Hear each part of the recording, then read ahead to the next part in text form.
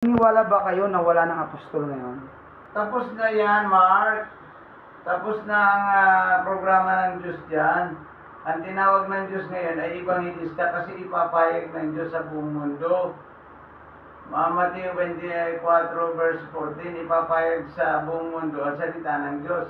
Kaya ang tinira niya, pastor at evangelista, guro, mga Sunday school teacher, mga nagtuturo sa iba-ibang mga outreaches, yan ang tinira ng Panginoon.